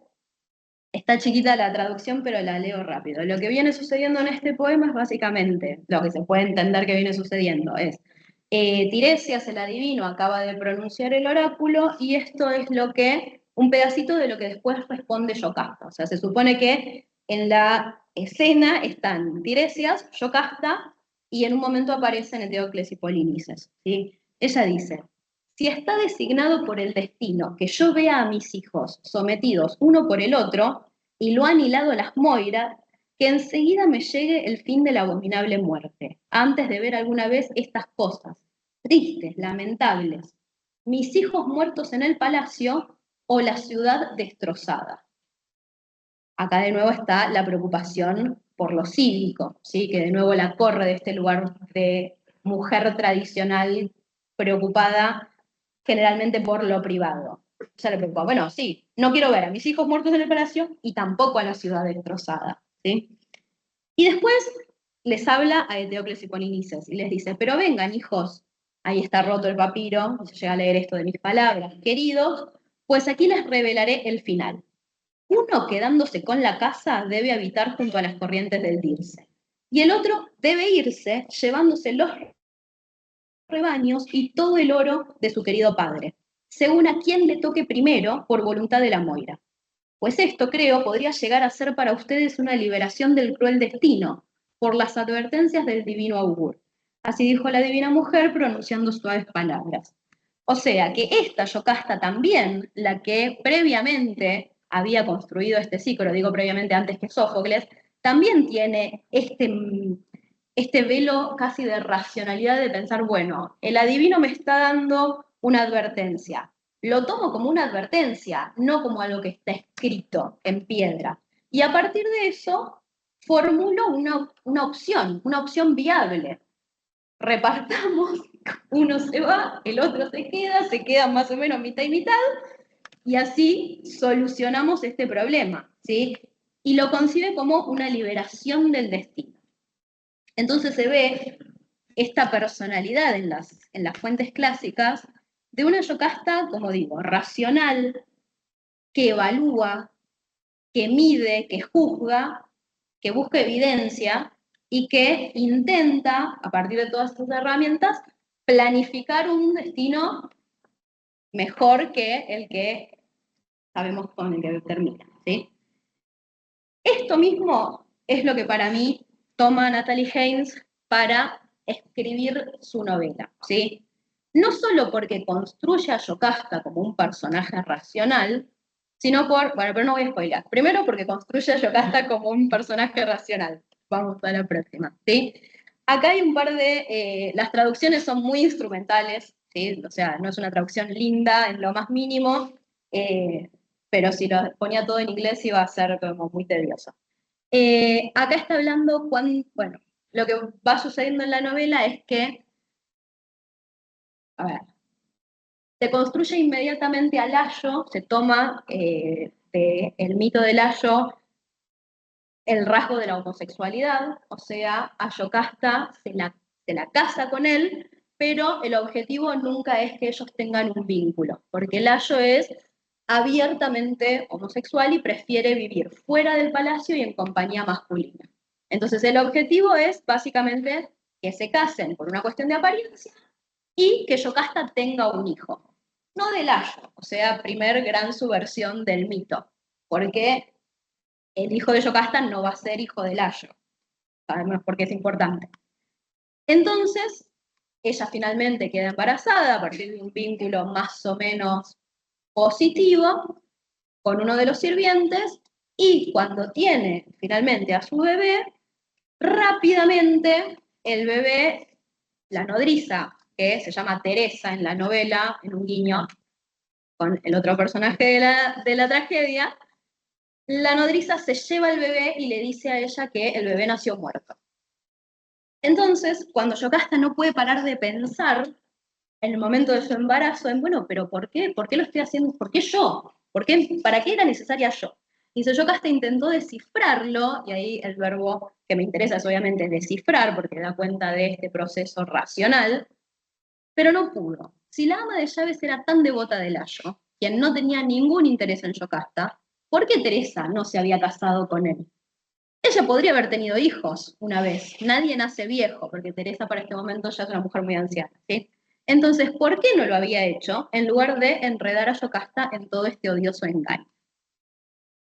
Después, otro ejemplo de esta personalidad racional, ¿sí? En el momento de mayor naturaleza, podríamos decir que es el momento del parto, cuando Yocasta está sufriendo en el proceso del parto, ella tiene este momento, ¿sí? Dice, el dolor era indescriptible y más de una vez se encontró prometiendo todas las ofrendas posibles a la divina Ilitía si el dolor remitía. La rima no es intencional. Cuando comprendió que no se detendría hasta que el bebé naciera o ella estuviera muerta, gritó al aire indiferente que daría cualquier cosa, todo lo que tenía, si la diosa aliviaba su dolor. Reflexionó, de nuevo el verbo, entre los peores dolores de la contracción, que esta diosa en particular, hija de una madre vengativa, debería ser su aliada por encima de todas las demás. Pero la hija de Hera no acudió en su ayuda. Son los ejemplos más gráficos que encontré acerca de esta cuestión de la personalidad más racional de Yocasta, ¿sí? Bueno, y aquí, en el momento en el que el ama de llaves, Teresa, se lleva al bebé, ella le da el justificativo, le dice, Layo no puede tener un hijo varón, porque su hijo varón, hay una profecía que dice que lo va a matar. Y ahí Yocasta pensó que debía estar alucinando por el cansancio. Una profecía, estaba loca Teresa. Una cosa era rendir homenaje a los dioses que controlan los asuntos de los hombres, pero otra muy distinta era creer que transmitían mensajes sobre el futuro. Esto es muy similar a lo que dice la Yocasta de Sófocles. A sus sacerdotes y seguidores más devotos tal vez, pero a los hombres corrientes, incluso a los reyes, sugerirlo era casi una blasfemia. La parte racional de su mente, si hubiera podido alcanzarla, sabía que después del juicio, el juicio es el nombre que le da la novela a esta peste que azotó Tebas 60 años antes de los sucesos que cuenta Ismene, mucha gente había buscado significado en los mensajes de los dioses. Habían preferido verlo no como un desastre, sino como una advertencia o algo predicho. La gente quería que los sacerdotes y adivinos demostraran que lo habían visto venir. Sobre todo, los supervivientes querían creer que se habían salvado por algo, o tal vez para algo. El azar ciego era demasiado aterrador para cualquiera. ¿Quién podía sentirse seguro si su supervivencia dependía simplemente de la suerte? Todo esto en un tremendo comentario metaliterario acerca del problema del Edipo, ¿sí? Esta cuestión de la suerte y la supervivencia, si todo depende de la suerte, pero no es el eje en el que me estoy concentrando en este momento, ¿sí?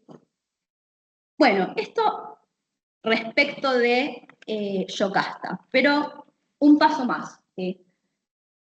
La autora no, o la narración, mejor dicho, no construye solamente a una Yocasta racional, sino que esto que yo llamo el velo de la racionalidad lo extiende por sobre toda la novela. Y lo que ella hace es contar esta historia en una clave realista y racionalista, ¿sí? Por ejemplo, la Esfinge, el monstruo mítico, pasa a ser un grupo de bandidos, ¿sí? Que está apostado en las afueras de Tebas y que cuando la gente sale es atacada por este grupo de bandidos. Después, este castigo divino, que es la peste en el Edipo Rey, esta enfermedad que trastoca todos los órdenes, ¿sí? Que impide que crezcan las cosechas, que impide que las mujeres tengan hijos, que altera desde el plano ontológico en su totalidad, en la novela es tratado como una enfermedad, una epidemia, ¿sí? Algo similar al cólera.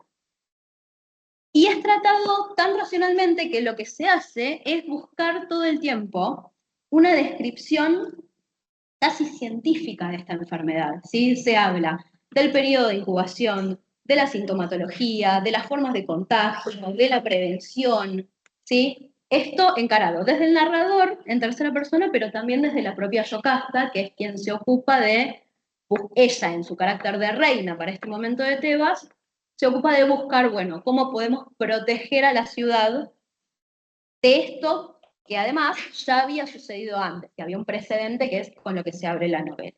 ¿Sí? ¿La novela está ambientada en la Grecia antigua? Sí, está ambientada en la Grecia antigua, sí. Tiene sus momentos de anacronismo, porque pasa todo esto. Y por último, el parricidio, el terrible pecado, con miles de comillas, la terrible transgresión de Edipo, se convierte en un accidente por un lado y algo que el propio Edipo define así. Él le dice a Yocasta cuando él llega a Tebas: su marido merecía morir, señora. Era tonto y vanidoso, debería haber tenido más cuidado y haber contratado mejores exploradores y haber tratado a las montañas con más respeto. O sea, tenemos a este personaje de Layo que sale con su grupo de amigos y es atacado por los bandidos. Y Edipo justo en ese momento llega, se defiende y Layo, como en el mito, lo trata un poco mal y se produce ahí un altercado, todo esto como lo cuenta Edipo en la novela, y dice, bueno, fue un accidente, se cayó, se resbaló, se murió, ¿sí?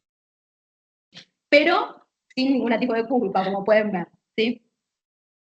Bien, y después, otro elemento del mito que también es interpretado en esta clave racional es la maldición de Edipo a sus hijos, ¿sí? Esto está tomado de Edipo en Colono, el momento, hay varias versiones de la maldición, pero bueno, esta es una que es bastante gráfica. Edipo le dice a Polinices: tú márchate, aborrecido y huérfano de mí, malvadísimo entre malvados, llevándote contigo estas maldiciones que invoco contra ti, para que ni domines con la lanza la tierra de tu linaje, ni regreses nunca a la conga Argos, sino que mueras por una mano de tu misma familia y mates a ese por quien fuiste desterrado. O sea, lo maldice que para que finalmente los hermanos se terminen matando uno al otro, ¿sí? Esto en la novela, esta maldición terrible que de nuevo ingresa el plano metafísico, en la novela se reduce, en primer lugar, a una simple enemistad entre hermanos, ¿sí? Sofón, que es uno de los personajes inventados por la autora, que es, por un lado, médico, y por otro, maestro, profesor, consejero de Yocasta y luego de sus hijos. Esto es, está tomado de Ismene, es quien habla. Dice, Sofón había sugerido que Polin, esto también es muy gracioso, porque todo el tiempo están, desde la voz de Ismene, las abreviaturas de todos los hermanos. Ella nunca dice Polinices, dice Etio y Polin, ¿sí? Entonces había sugerido que Polin formaba parte de una conspiración que pretendía desbaratar el reinado de Etio. Y era cierto que mis hermanos se habían convertido en verdaderos desconocidos, o tal vez siempre había sido así. No podía recordar que fueran amigos ni siquiera cuando eran muy jóvenes. O sea, la novela ya plantea de entrada dos hermanos que nunca se llevaron muy bien. Y acá esto fue difícil de ordenar casi como la tragedia misma de Edipo. Y esto para mí también es un juego un poco metaliterario, que así como Edipo va armando todos los sucesos que él tiene de manera medio desordenados y el objetivo es poner en orden los sucesos y descubrir su identidad, bueno, fue un poco difícil armar también esto de manera que fuera entretenido, ¿sí? Pensemos un segundo en el Edipo Rey de Sófocles como esta tragedia, que a menudo se la llama esta tragedia del destino, ¿sí? Donde están siempre como mensaje final de la obra, podríamos decir así con muchas comillas, esta idea de que el orden teológico, ¿sí? Que los dioses, que el destino termina, a pesar de todos los esfuerzos del hombre por comprender su existencia y lo que lo rodea, termina siempre siendo más fuerte, más poderoso, ¿sí? Hay un poco una paráfrasis de una partecita de este texto de Bernard Knox, que es muy clásico y muy bibliografía obligatoria. Maravilloso. Sí.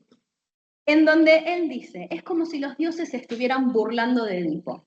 Ven cómo la inteligencia crítica, es decir, cómo el proceso deductivo de Edipo se abre camino hacia la visión absolutamente clara solo para descubrir que la profecía ha sido cumplida todo el tiempo. El hombre que rechazó la profecía es la demostración viva de su verdad. Eso es lo que es Edipo, una prueba, una demostración, un paradigma, un ejemplo para toda la humanidad de la existencia y autoridad de la presencia divina y de la ignorancia fundamental del hombre.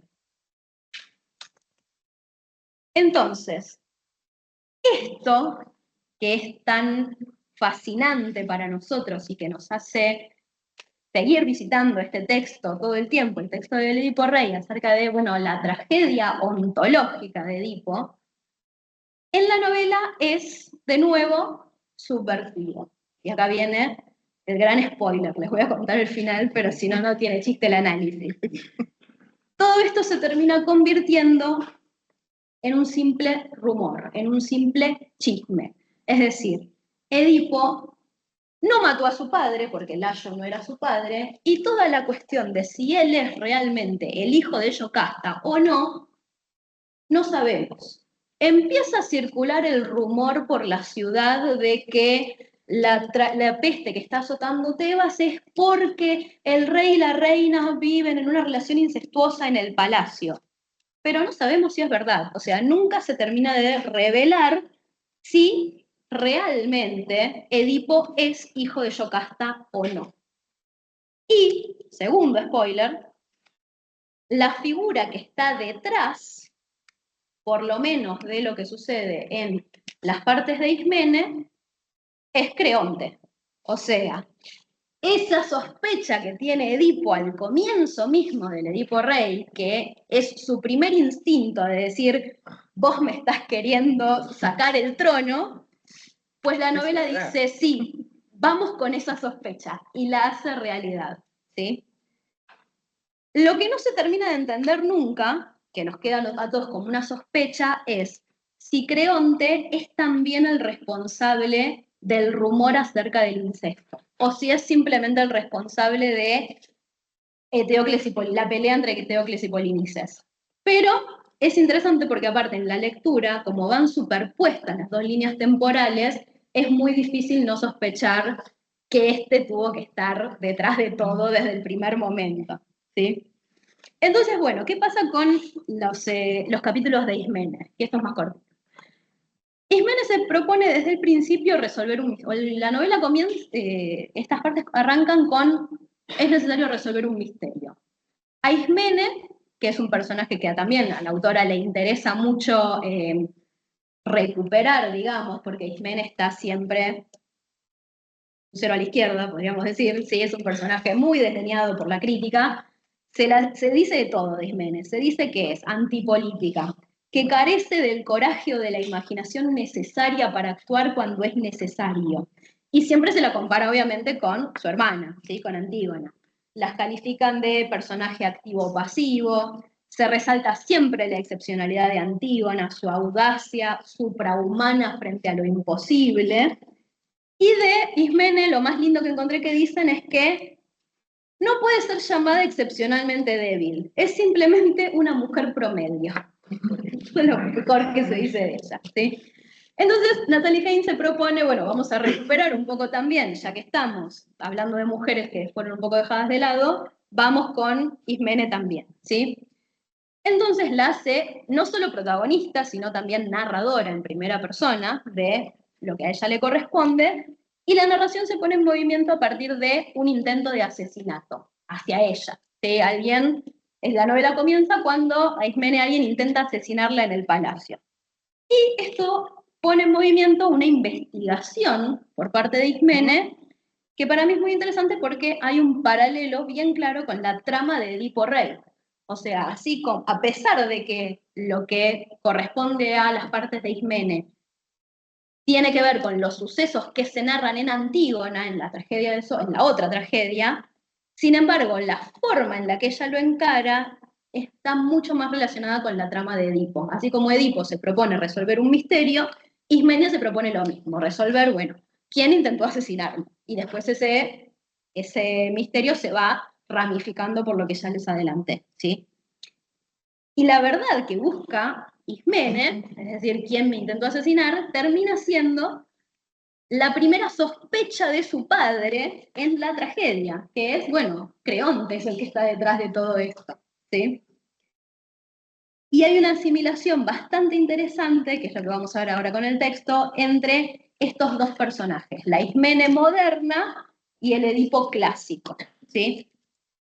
Entonces, aquí está. Acá le está hablando su maestro, Sofón, que le dice, no eres el objetivo de un asesino, sino el objetivo de un complot.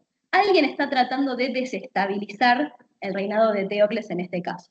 Matarte habría sido una forma extremadamente efectiva de hacerlo. El rey no puede ser responsable de mantener a salvo su ciudad cuando ni siquiera puede mantener a salvo su propia casa.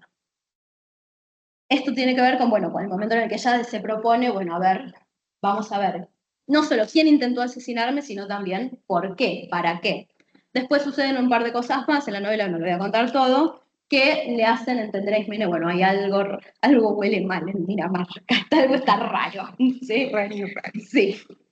Y después hay algunos pasajes que para mí son, sí, que para mí son muy lindos porque yo, por lo menos, esta es mi intención convencerlo, de que hay una relación acá o un moldeo del personaje de Ismene a partir de lo que le pasa a Edipo en el Edipo Rey, ¿sí?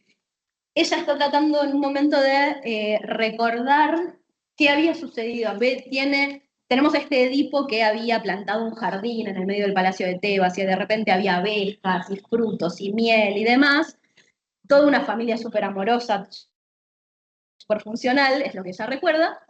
Y dice, mi problema con estos recuerdos es que nunca puedo estar completamente segura de haber captado el recuerdo correcto, entre la masa de ellos que vuelan dentro de mi cabeza. Relaciono estos dos eventos, mi padre plantando los arbustos y las abejas produciendo la miel, pero no sé si estoy en lo cierto. Creo que no siempre recuerdo las cosas en el orden en que sucedieron. Recuerdo momentos individuales, mi padre sacudiéndose la tierra de las manos, levantándome para que pudiera ver las flores de la madreselva y las abejas abriéndose camino dentro de los pétalos. Pero ¿ocurrieron esas dos cosas el mismo día?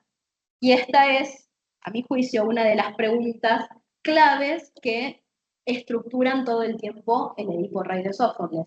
Estos hechos que parecen estar separados, ¿están relacionados entre sí? ¿Sucedió todo esto el mismo día? El día que yo llegué a Tebas y asesiné a alguien, ¿es el mismo día que murió el rey? O sea, ella en este pasaje se hace este tipo de preguntas de ¿estoy ordenando bien los hechos? Que es básicamente lo que se pregunta Edipo a lo largo de toda la tragedia. ¿Estoy ordenando bien? ¿Estoy armando bien la cronología? Y después hay una que es terrible, que es cuando finalmente Ismenes se da cuenta de lo que sucedió, sería como el momento de la anagnórisis, en el que ve que Creonte es el responsable, que él es el que está detrás de... en la novela termina sucediendo efectivamente que Eteocles y Polinices... Eteocles lo mata a Polinices, y Creonte dice, bueno, hay que ejecutarlo, mató al rey, y entonces muere Eteocles también. No sucede exactamente la cuestión de los dos hermanos que se matan uno al otro, pero sí se pelean. Ismene finalmente se da cuenta de todo porque Creonte inmediatamente dice, oh, es mi destino reinar, ¿sí? Y entonces ella dice, deberíamos haber sabido lo que venía, especialmente yo, que me esforzaba tanto por encontrar una historia que diera sentido a nuestro hogar y a nuestra familia, imaginándome a mí misma como una historiadora, una astuta cronista de los acontecimientos. Me quedé muy lejos de lo que imaginaba ser. No era historiadora ni poeta, simplemente una tonta que no acertó a comprender ninguna cosa que sucedió hasta que fue demasiado tarde. La humillación de darme cuenta de esto fue terrible. ¿Quién era yo, sino la criatura inteligente y observadora que siempre había imaginado que era? No era nadie, era la más estúpida de todos nosotros, porque estaba observando tan de cerca y aún así me engañaron, como un tonto crédulo que intenta detectar bajo qué copa está la pelota, tan confiado en su predicción, tan risible en su confianza. Y esto, tan confiado en su predicción y tan risible en su confianza, para mí está muy calcado de Edipo, ¿sí? Con su certeza y casi al final de la tragedia, cuando tenemos este himno maravilloso del coro, hablando del hombre y de lo fabuloso que es, y digo, ay, qué suerte, y seguro que Edipo es el hijo del destino, es un hijo maravilloso de la Triple, y finalmente se entera de lo más terrible.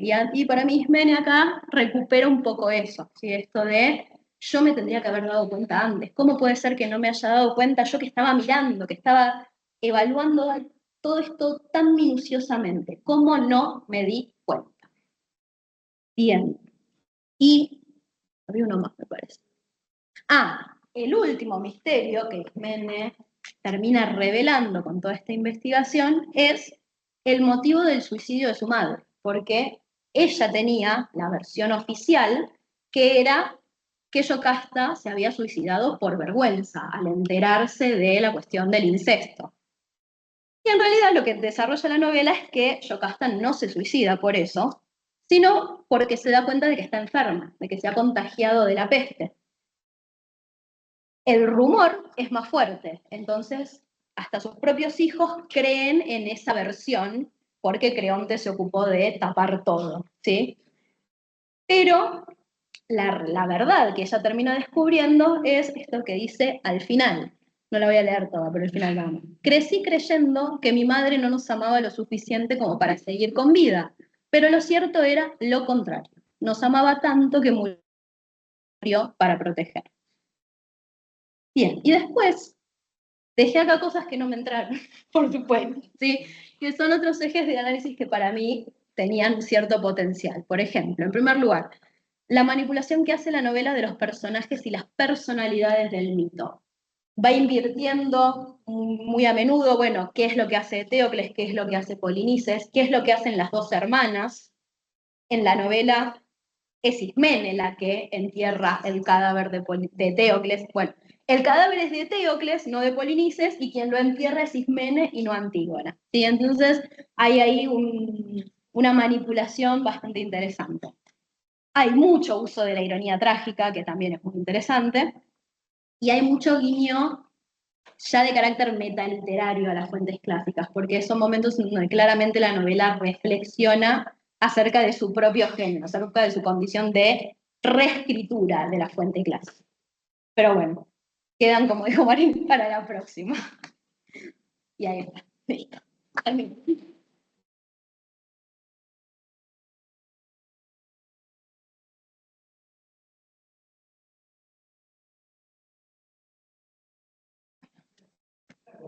Sí.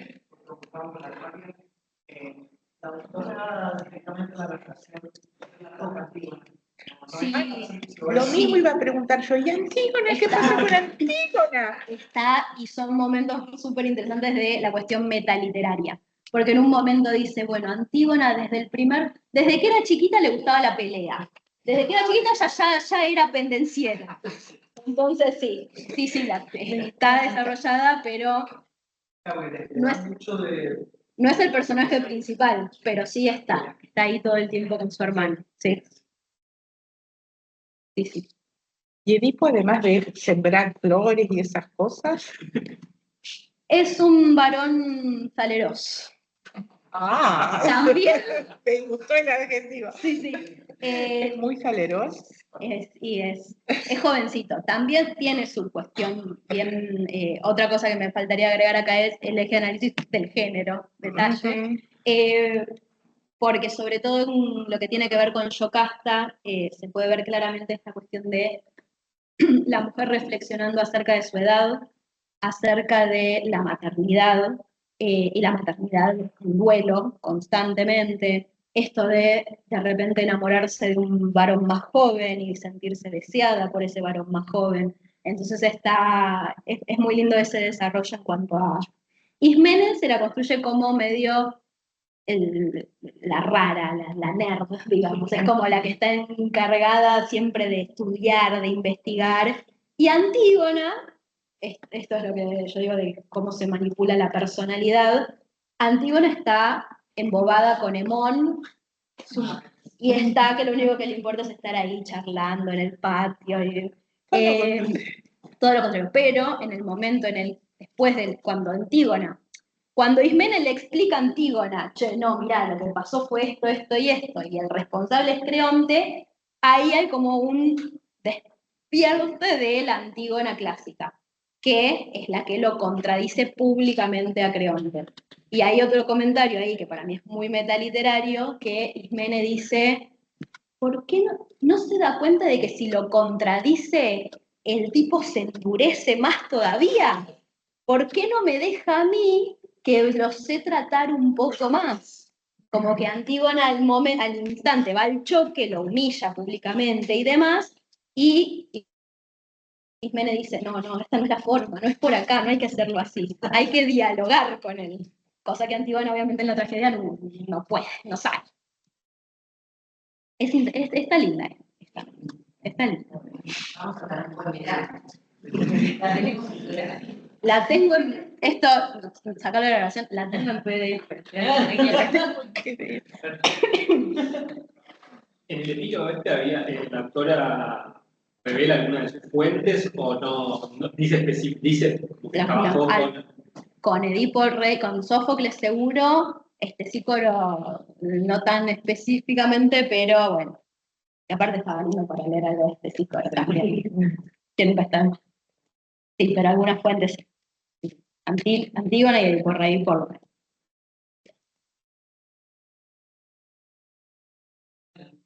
Bien. ¿Alguna pregunta más? ¿Estamos?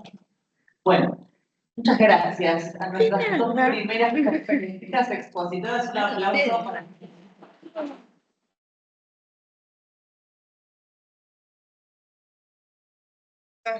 muchísimas gracias. Bueno, digo una cosita. Vamos a poner dejar de grabar. Hacemos unos 10 minutos máximo como para ir al baño y todo lo otro.